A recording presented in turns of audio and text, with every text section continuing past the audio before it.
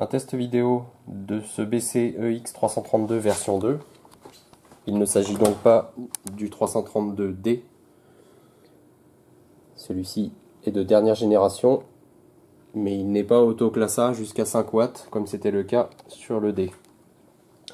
J'injecte mon générateur dans l'entrée line 1. Je monitore les sorties sur des charges de puissance 8 ohms raccordées à un oscilloscope. J'ai constaté que le commutateur mode était sur mono, donc pour toutes mes mesures je l'ai basculé sur stéréo. Je ne sais pas quel est le besoin du client de cet appareil, il a peut-être besoin simplement d'une amplification mono. Bon, toujours est-il que je l'ai passé sur stéréo pour faire mes mesures. Je vous montre à l'oscilloscope ce que ça donne sur un signal carré de 1 kHz. Je vais maintenant changer la fréquence. Je vais sélectionner du 100 Hz. Hop, je repasse en signal carré. Donc il n'y a pas d'affaiblissement des plateaux, il n'y a pas de pente. Les fronts sont très raides, donc il n'y a aucun souci. Les fronts montants, les fronts descendants sont très raides, il n'y a pas de traînage. Donc l'alimentation est suffisamment dimensionnée, elle fonctionne correctement. Je remets un signal de 1 kHz. Maintenant, je vais mettre un signal carré de 10 kHz. Là, on a la douceur typique des BC. Donc avec un temps de montée assez lent, ce qui permet d'adoucir les aigus. C'est un choix du constructeur.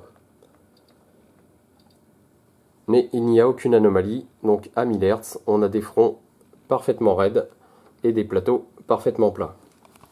Je vous montre ici le spectre mesuré de cet appareil.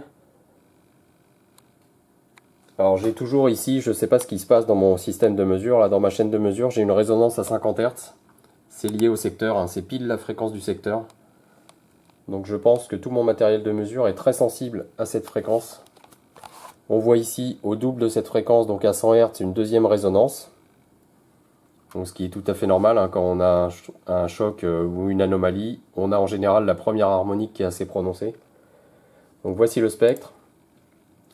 Voici toutes les mesures que j'ai effectuées avec les différents modes de mesure. Donc j'ai fait mon premier test avec le mode direct, mon deuxième test avec les tonnes activées, et ensuite j'ai fait deux tests avec la réduction du gain de 10 décibels active. Donc on voit ici toujours ma petite résonance à 50 Hz et son harmonique à 100 Hz. Donc l'ampli a une courbe assez prononcée dans le grave, de 5, alors je commence mes mesures à 2 Hz. Hein. De 2 Hz à 20 Hz, on a une légère bosse, on va dire même 10 Hz. Ensuite, cet appareil est parfaitement linéaire, en mode direct, ici aussi, en mode direct avec l'atténuation de 10 décibels, et en mode tone control, donc on a une petite bosse aux alentours de 100 Hz, un petit creux dans les médiums, et un léger affaiblissement dans les aigus. C'est exactement la même chose. Lorsque l'atténuation de 10 décibels est activée, on voit qu'on a exactement la même courbe.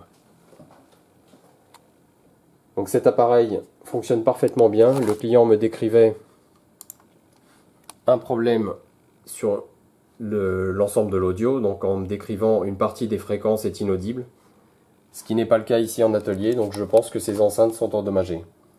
Je vais donc lui demander de contrôler ses enceintes, ses câblages, vérifier sa source également, ça peut être le signal de la source qui est très dégradé.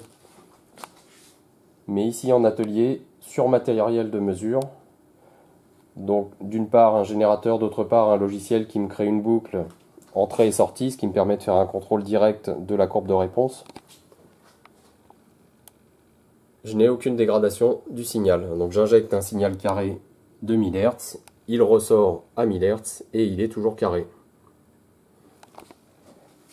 Je vais donc demander au client de contrôler son installation, ses câblages et particulièrement de contrôler ses enceintes.